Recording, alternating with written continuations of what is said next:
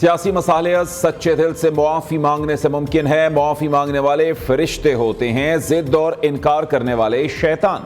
Field marshal Syed Asim Munir کی Brussels میں overseas پاکستانیوں کی جانب سے دی گئی تقریب کے موقع پر معروف کالم نگار سے گفتگو۔ تبدیلی کے بارے میں افواہوں کو جھوٹ کا پلندہ قرار دے دیا، کہا یہ افواہیں پھیلانے والے حکومت اور مقتدرہ دونوں کے مخالف ہیں۔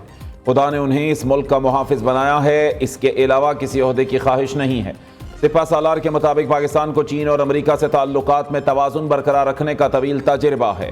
ایک دوست کے لیے دوسرے دوست کو قربان نہیں کریں گے۔ ٹرمپ کی امن کی خواہش جینوئن ہے، اسی لیے نوبیل انعام کے لیے نامزد کرنے میں پہل کی۔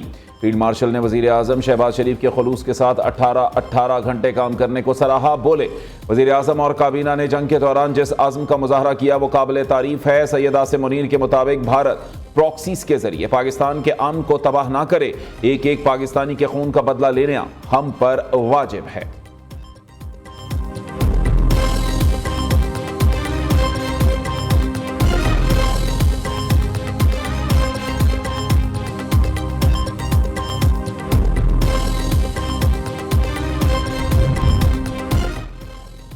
بنیر کے سیلاب متاثرہ علاقوں میں پاک فوج کی امدادی کارروائیاں۔ فوج کی انجینئرنگ کور کے خصوصی آلات کے ذریعے کیچڑ تلے دبے زخمیوں اور لاشوں کو نکالا جا رہا ہے۔ سیلاب متاثرہ اضلاع سے متاثرین کی محفوظ مقامات پر منتقلی، ہیلی کاپٹرز کے ذریعے راشن ادویات کی ترسیل۔ تمام متاثرہ افراد کو بحفاظت ریسکیو کرنے اور محفوظ مقامات پر منتقل کرنے تک آپریشن جاری رہے گا۔ وزیر اعلیٰ علی امین گنڈاپور نے بنیر پہنچ کر صورتحال کا جائزہ لیا۔ آج سوات جانے کا اعلان۔ میڈیا سے گفتگو میں کہا متاثرہ علاقوں میں راستے بحال کرنا اولین ترجیح ہے۔ ہمارے پاس وسائل کی کمی نہیں، نقصانات کا 100% ازالہ کریں گے۔ بیرسٹر گوہر کے مطابق وزیر اعلیٰ نے ہمارے کہنے پر ریلیف کی رقم ڈبل کر دی۔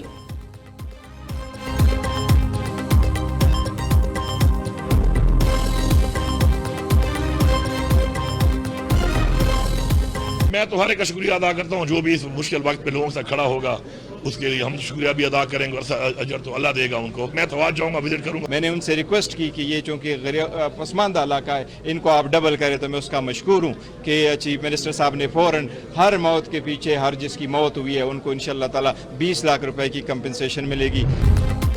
محمد ہیلی کاپٹر حادثے کے شہداء کی نماز جنازہ پشاور سول سیکریٹریٹ میں ادا۔ سول عسکری حکام کی شرکت، پولیس کے دستوں نے شہداء کو سلامی دی۔ ہیلی کاپٹر کریش میں 2 پائلٹس سمیت عملے کے 5 افراد شہید ہوئے تھے۔ شہداء کی تدفین سرکاری اعزاز کے ساتھ آبائی علاقوں میں ہوگی۔ بنیر کے علاقے بٹئی میں 55 اور قدر نگر میں 15 افراد کی اجتماعی نماز جنازہ ادا کی گئی۔ لوئر دیر میں حالیہ بارشوں نے تباہی مچا دی۔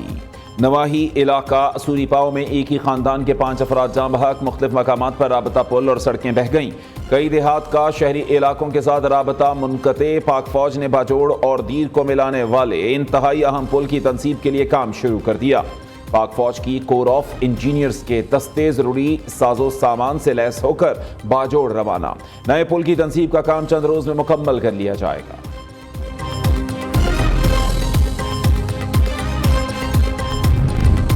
گلگت بلتستان میں تباہ کن سیلاب، نظام زندگی مفلوج، بڑے پل اور سڑکیں دریا برد، زمینی رابطہ منقطع۔ اسکردو گلگت شاہراہ لینڈ سلائیڈنگ سے بند، ہزاروں افراد محصور۔ غذائی بحران کا خدشہ، مریض بھی اسپتال نہ پہنچ سکے۔ غیزر کی بالائی 4 تحصیلوں میں بھی تباہی، 7 افراد سیلابی ریلے میں بہہ گئے۔ درجنوں مکان، رابطہ پل، اریگیشن چینلز، رابطہ سڑکیں، پاور ہاؤسز تباہ۔ سینکڑوں کنال پر موجود فصلیں اور پھلدار درخت برباد۔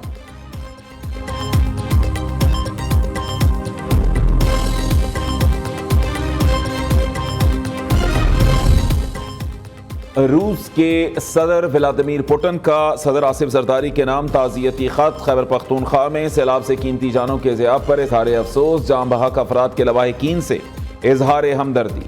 زخمیوں کی جلد صحت یابی اور متاثرہ خاندانوں کے لیے نیک خواہشات کا اظہار۔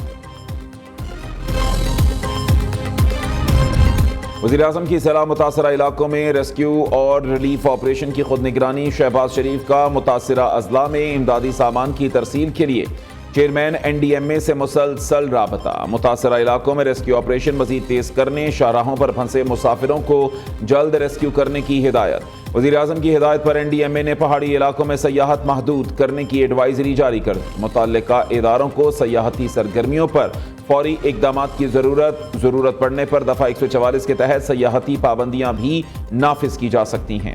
دوسری جانب محکمہ موسمیات نے 17 سے 22 اگست تک ملک بھر میں بارشوں کے نئے اسپیل کی پیش گوئی کر دی۔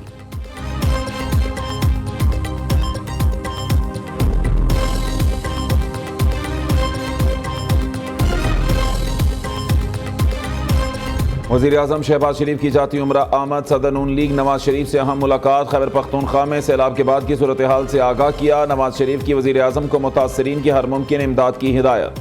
نواز شریف کا خیبر پختونخوا میں سیلاب سے قیمتی جانوں کے ضیاع پر افسوس کا اظہار، صدر مسلم لیگ نون کا کہنا ہے دکھ کی گھڑی میں میری ہمدردیاں غم زدہ خاندانوں کے ساتھ ہیں۔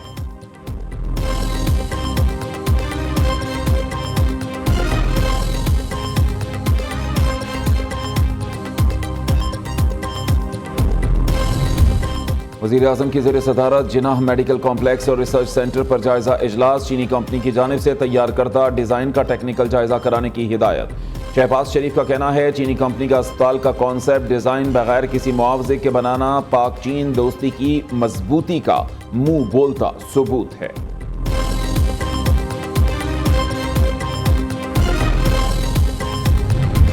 نائب وزیر اعظم اسحاق ڈار سرکاری دورے پر برطانیہ پہنچ گئے، ہائی کمشنر ڈاکٹر محمد فیصل نے استقبال کیا۔ اسحاق ڈار لندن میں برطانوی نائب وزیر اعظم، دولت مشترکہ کی سیکرٹری جنرل، اراکین پارلیمنٹ، کشمیری رہنماؤں اور کمیونٹی نمائندوں سے ملاقات کریں گے۔ اسحاق ڈار پاکستانی ہائی کمیشن میں پنجاب لینڈ ریکارڈ اتھارٹی کے پروجیکٹ کا افتتاح بھی کریں گے۔ منصوبے سے اوورسیز پاکستانیز کو زمینوں کے کاغذات کے مسائل کے حل میں مدد ملے گی۔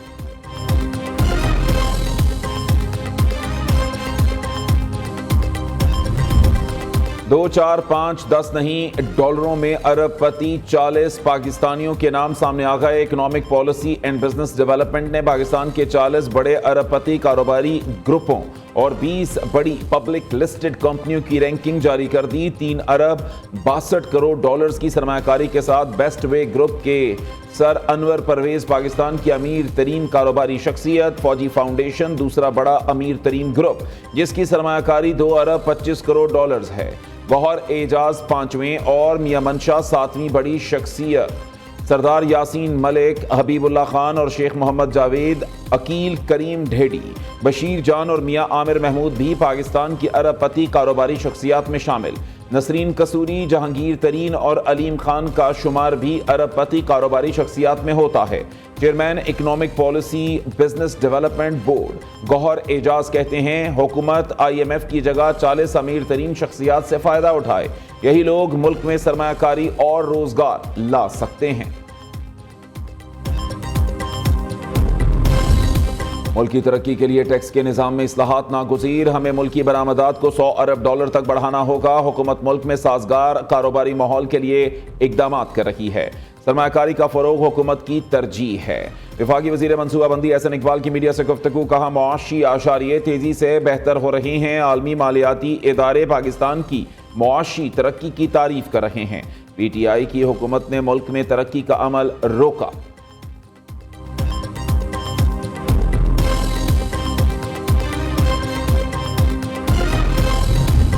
وزیر اعظم صدر، سب کا ہدف معیشت ٹھیک کرنا ہے، ہم ان کے ساتھ ہیں، جس طرح ہم چل رہے ہیں اس طرح گزارا نہیں ہوگا، ملک کی ترقی کے لیے محنت کرنا ہوگی۔ تاج رہنما SM تنویر کی پریس کانفرنس، کہا بے روزگاری اور مہنگائی ترقی کی راہ میں سب سے بڑی رکاوٹ ہیں۔